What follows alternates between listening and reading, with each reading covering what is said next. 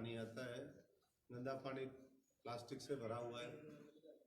और ऐसा ही अमूमन हर छोटे शहर में, कस्बे में, बड़े शहरों में देखने को मिलेगा। यहाँ भी हिसार में भी हमने वही देखा, ना कूड़े कचरे का प्रबंधन है, धूल मट्टी उड़ती है। एक काम अगर कोई छेड़ दे, छोटा सा कोई गड्ढा बनाना है, वो गड्ढा भरने में कई बार कई साल लग जाते हैं। सरकार तो ये कहती है हम पुराने गड्ढे भर रहे हैं, लेकिन जो खोदते हैं वही उनसे नहीं भरे जाते। तो ऐसे में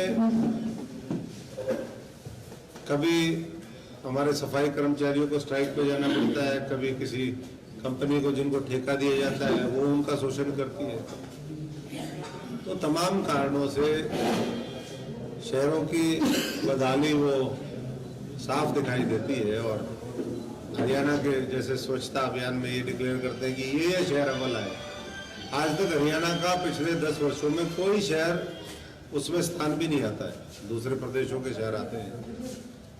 स्मार्ट सिटीज का पीछे सर्वे आया था एक, अभी भी 60-70% जो स्मार्ट सिटी इन्होंने कहा था कि 100 हम स्मार्ट सिटी इस देश में बनाएंगे, बाद में कुछ और ऐड किए, उनमें से हरियाणा का कोई स्मार्ट सिटी ना आपने देखा होगा ना हमारे को दिखाई देता है। और ये बात इसलिए कर रहे हैं कि यहाँ स्थानीय मंत्री, स्थानीय निकाय मंत्री यहीं से हैं, तो कम से कम मैं समझता हूँ कि सबसे पहले तो अपने शहर को चमकाएं, फिर हरियाणा के दूसरे शहरों को चमकाएं। और उससे पहले भ्रष्टाचार जो लगातार बढ़ रहा है, नगर निगम, नगर निकाय, नगर परिषद, नगर पालिका, हरियाणा की कोई ऐसी नहीं है जहाँ पर, कल मैं नरवाना से यात्रा शुरू करी थी हमने परसों, और नरवाना में 23 में से 10 जो एमसी है वो धरने पे बैठे हैं। अभी मैं देख रहा था हांसी में भी उसी तरीके से भ्रष्टाचार के आरोप खुद एमसी लगा रहे हैं और सरकार कोई कार्रवाई नहीं कर रही है। कई जगह 300-300, 400-400, हजारों करोड़ रुपए के बड़ा अगर शहर है, तो ऐसे में कहाँ से इस हरियाणा के शहर चमकेंगे, कहाँ से विकास होगा, किस तरीके से अर्बन इंफ्रास्ट्रक्चर वो इम्प्रूव होगी। कच्ची कॉलोनियां लगातार जो माफिया है वो काटता जा रहा है। तो मैं वैसे तो हम लोग कहते हैं कि भाई ये डेलीगेशंस पे बाहर जो विदेशों में जाते हैं वो पैसा खराब होता है, लेकिन अगर उनको यहाँ दिल्ली या और दूसरे प्रांतों में जाकर के कोई मॉडल नहीं पसंद आता या नहीं देखते हो, तो कहीं विदेशों में जाकर के देखें, कुछ सीख के आए कि किस तरीके से शहर बनाए जाते हैं, किस तरीके से बसाए जाते हैं, कैसे वहाँ पर सीवरेज की व्यवस्था, कूड़े कचरे के प्रबंधन की व्यवस्था और किस तरीके से प्लानिंग हो। क्योंकि आज पूरी दुनिया के अंदर सबसे आबादी वाला देश हमारा है, 140 करोड़ हमने टच कर लिया, आबादी और बढ़ती जाएगी। तो वर्तमान अगर नेतृत्व आगे की चुनौतियों के बारे में नहीं सोचेगा तो कैसे काम चलेगा। थोड़ी सी बारिश होते ही सारे शहर लबालब पानी से भर जाते हैं, क्योंकि सीवरेज का ही मामला नहीं है। सीवरेज हम छोटे छोटे बिट्स एंड पीसेस में, कभी ये गली बना दी, कभी वो बना दी, कोई प्लानिंग ही नहीं है, और वहीं की वहीं वो पानी सारा ठहर जाता है। दूसरा, हरियाणा की जिस तरीके की स्वास्थ्य सेवाएं हैं, आज स्वास्थ्य व्यवस्थाएं हैं, वो बदहाल है और सरकारी अस्पताल बिल्कुल जर्जर कंडीशन में है। वहाँ पर जो मशीनें हैं, लेटेस्ट मशीनें खरीद ली जाती हैं, तो उनको चलाने वाला कोई नहीं है। बहुत से ऐसे अस्पताल है वहाँ सुपर स्पेशलिटी का एक डिपार्टमेंट बना दिया, लेकिन सुपर स्पेशलिटी का एक भी डॉक्टर नहीं है। मशीनें ऐसे ही खराब पड़ी हुई है। एक बेड पे 3-3 मरीज कई जगह देखने में आता है। पीछे दादरी के अंदर जो सिविल हॉस्पिटल है, उसमें जो डिलीवरी हुई लाइट थी नहीं। ये कहते हैं हम बिजली देते हैं। अस्पतालों में जहाँ इमरजेंसी सर्विसेज का मामला है, वहीं हॉस्पिटल्स में बिजली नहीं पहुंचती है, टॉर्च के अंदर वहां पर ऑपरेट किया गया। तो जमीनी स्तर पे जो हकीकत है वो अलग है। और सरकार जिस तरीके की घोषणाएं करती है वो अलग है। 500 से ज्यादा औषधि केंद्र बनाने का दावा सरकार ने किया, लेकिन जमीन पर जो दिखाने के लिए बने वो बने 93, और उनमें से बनने के बाद 58 बंद भी हो गए।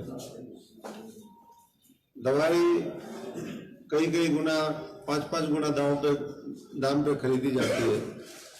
अगर ये कहते हैं हम फ्री में दे रहे हैं, फ्री में तो कहीं मिलती नहीं। आप तो सारे ये अगर पश्चिमी हरियाणा की बात करें तो इज़ार हब है, तो सारे किस तरीके से प्राइवेट हॉस्पिटल और सारा मशरूमिंग यहाँ पर हो रही है। होनी भी चाहिए स्वास्थ्य सेवाएं हर तरीके की, जो अफोर्ड कर सकता है वो वहाँ जाए, जो नहीं कर सकता वो सरकारी में जाए। प्राइवेट हॉस्पिटल्स का कई करोड़ रुपया अभी भी सरकार ने देना बकाया है।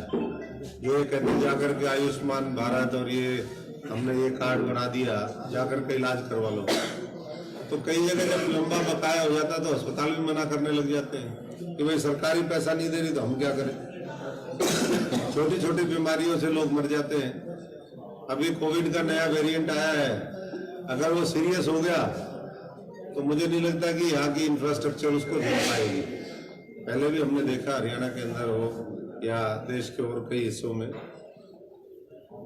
जो नर्सें हैं जो मरीजों की दिन रात सेवा करती है, उन्होंने सरकार के खिलाफ मोर्चा खोल दिया, क्योंकि जो उनसे वायदे किए वो वायदे पूरे नहीं हुए। तो इस तरीके से अगर सरकार की स्वास्थ्य सेवाओं की बात करें तो लगभग सभी अस्पतालों की ऐसी स्थिति है, कहीं बिजली नहीं, कहीं बेड नहीं, कहीं डॉक्टर नहीं, कहीं दवाइयाँ नहीं, कहीं कोई और किसी चीज का अभाव है।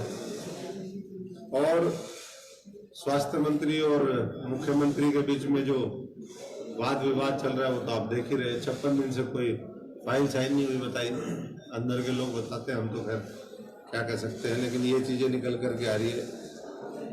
850 फाइलों पे तो कोई कार्रवाई नहीं हो रही है। 850 फाइलें धूल खा रही है वहां पर डिपार्टमेंट में। जो घोषणा हुई थी कि एम्स बनाएंगे, वो रेवाड़ी के साथी आज भी एम्स के इंतजार में है। कई बार उसका पत्थर रखा गया, कई बार वो बातें हुई।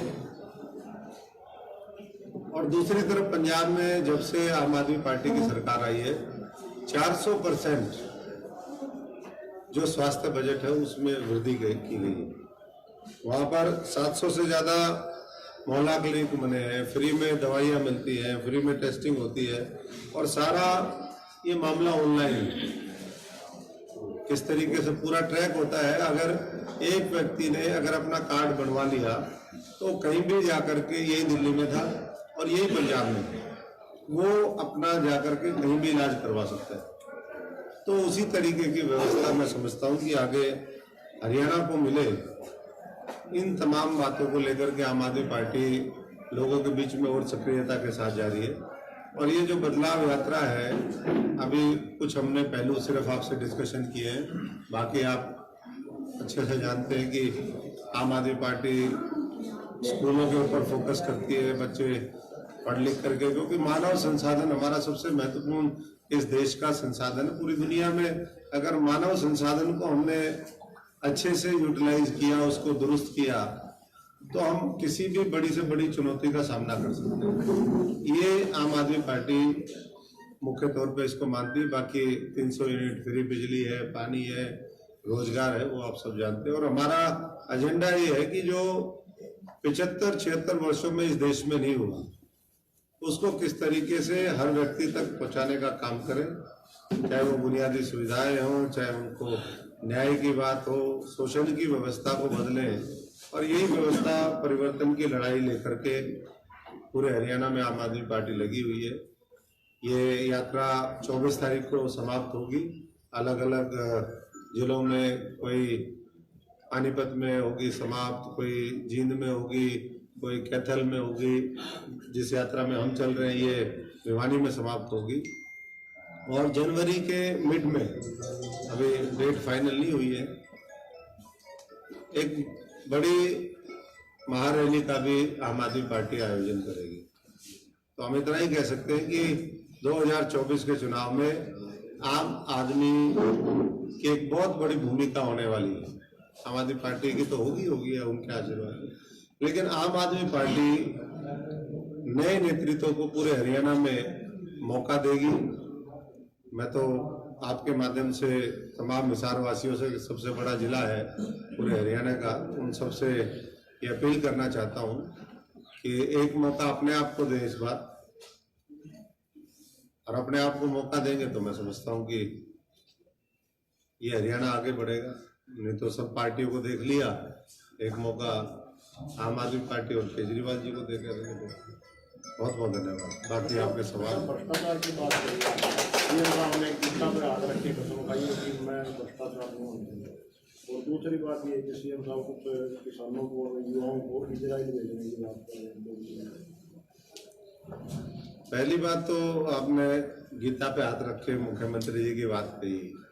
अगर उनको आप गहराई से उनकी स्टेटमेंट को सुनेंगे, देखेंगे, तो उन्होंने कहा किसी भ्रष्ट अधिकारी को मैं नहीं छोड़ूंगा। उन्होंने ये नहीं कहा कि मैं किसी भी भ्रष्ट व्यक्ति को नहीं छोड़ूंगा या नेता को नहीं छोड़ूंगा। पिछले 10 साल उठा करके देखे तो हरियाणा में मुझे तो कोई, जिनके बारे में वो कहते थे भ्रष्ट नेता है, कई कई हजार लाख करोड़ रुपए इन्होंने कमा लिए, वो आम आदमी पार्टी जो 10 साल में बनी है, उनके तो 2-2-3 दिन लोग उन्होंने जेल में डाल दिए। और जो इतने पड़ गए मगरमच्छ मार खा खा के, और 10 साल पहले जिनका जिक्र करते थे वो आज तक उनके काबू में नहीं है। तो ये कौन सी साठगांठ है, ये सबको दिखाई दे रही है। तो पूरी पॉलिटिकल क्लास को उन्होंने कहीं ना कहीं बचाने का काम किया। उन्होंने ये नहीं कहा कि भाई मैं नेताओं को भी डाल दूंगा, अधिकारियों को डाल दूंगा, कर्मचारियों को डाल दूंगा। ये तो छोटे टारगेट है बेचारे। जो बड़े टारगेट हैं, जो सारा सिस्टम खराब करते हैं, उनको मैं समझता हूं कि रडार पे लेना चाहिए था। दूसरा, इजराइल का आपने सवाल किया है, तो वैसे तो हमारा नौजवान पूरी दुनिया में जाए, दुनिया में जाकर के नाम कमाए, नाम रोशन करे, वहाँ से फॉरेन रिजर्व्स आए, बहुत अच्छी बात है।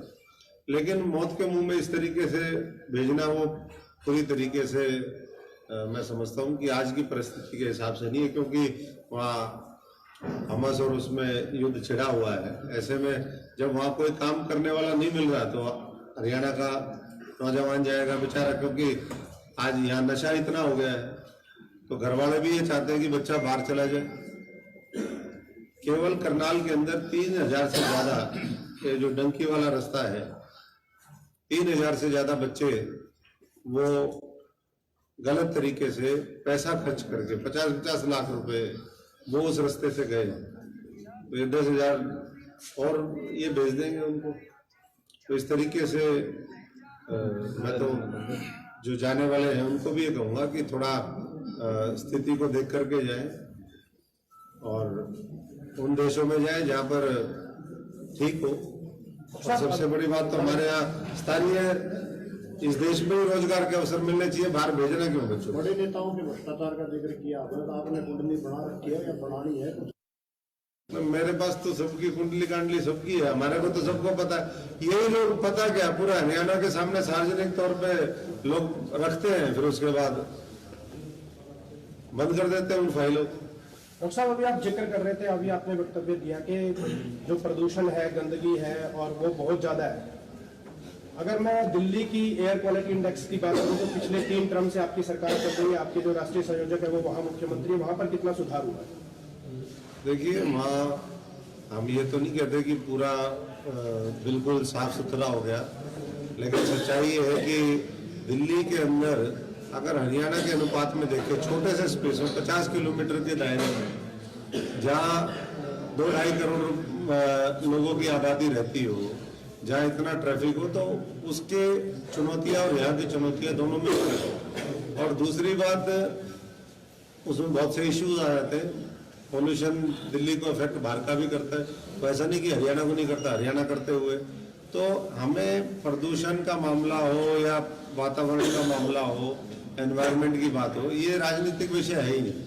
मैं कई बार देखता हूँ, हम 2015 में एक डेलीगेशन में मैं चाइना गया, बीजिंग में उतरा, तो जब हम मीटिंग करके आते थे शाम को, तो ये कॉलर जो होते थे, अगर व्हाइट शर्ट आपने